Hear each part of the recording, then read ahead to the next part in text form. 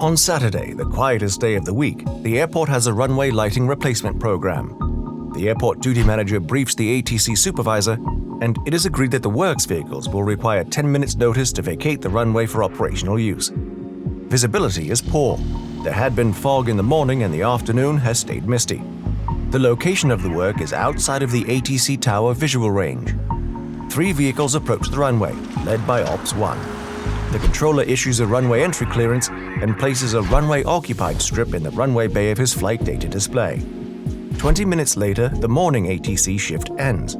The off-going controller briefs the new controller that Ops 1 and works vehicles are on the runway and need 10 minutes notice to vacate.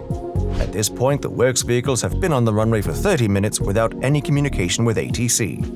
ATC notifies Ops 1 of a pending departure on runway 25, 20 minutes away. When one of the replacement fittings breaks, the team agrees that they have enough time to go fetch another one. Works 6 stays on the runway, while Ops 1 and Works 4 move to a nearby runway exit, telling the controller Ops 1 and Works 4 runway vacated. The controller assumes this is in response to her pre-warning and believes that the runway is now available. She removes the runway occupied strip. When the pending departure calls for taxi earlier than expected, she gives taxi and lineup clearance. Meanwhile, Ops 1 is on his way back to the runway with the replacement part. When ATC clears him to holding point Alpha 2, he thinks it odd not to be cleared directly onto the runway, but doesn't say anything. On the runway, the 2 workers are outside of the vehicle. They can't hear the radio clearly. When the jet is cleared for takeoff, the noise on the runway increases and the workers become concerned. When the aircraft comes out of the mist, they get into the vehicle and drive its speed to the edge of the runway. Phew, just in time. How can we prevent this? ATC providers.